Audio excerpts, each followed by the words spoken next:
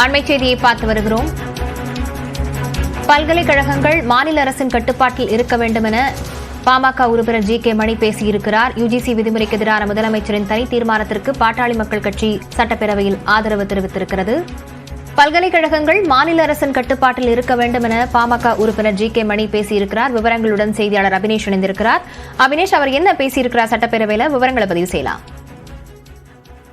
முதலமைச்சர் மு.க. ஸ்டாலின் கொண்டு வந்த தனி தீர்மானத்தை பாமக ஆதரிப்பதாக பாமகவுடைய சட்டமன்ற குழு தலைவர் ஜி.கே. மணி பேசியிருக்கிறார். முதலமைச்சர் கொண்டு வந்த இந்த தீர்மானத்தின் மீது அனைத்து கட்சி சட்டமன்ற உறுப்பினர்களும் பேசி வருகின்றனர். அந்த வகையில பாஜக இந்த தீர்மானத்தை எதிர்த்து வெளியிட பேசியிருக்கக்கூடிய நிலையில பாட்டாளி மக்கள் கட்சியின் சார்பாக இந்த முதலமைச்சர் கொண்டு வந்த இந்த தீர்மானத்தை ஆதரிப்பதாக பேசியிருக்கிறாங்க. குறிப்பாக கல்வி மாநில பட்டியலில் இருந்தால் தமிழ்நாட்டில் தேவைக்கேற்ப கல்விக் கொள்கையை நாம் வகுத்துக் கொள்ள முடியும் எனவும், அந்த அடிப்படையில் தான் கல்வி மாநில பட்டியலுக்கு வர வேண்டும் என்ற கோரிக்கையை அரசு முன்வைக்க வேண்டும். தொடர்ச்சியாக பல்கலைக்கழகங்கள் மாநில அரசு கட்டுப்பாட்டில் இருக்க வேண்டும்.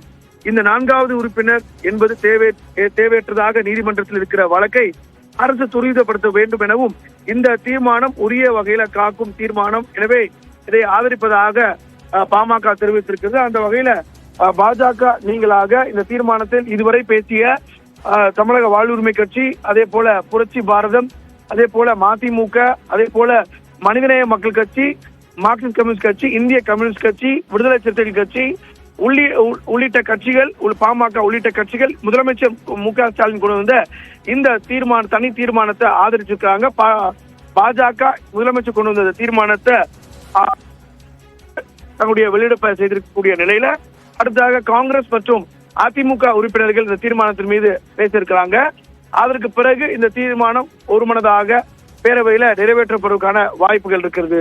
லாவண்யா, விவரங்களுக்கு நன்றி அபினேஷ்.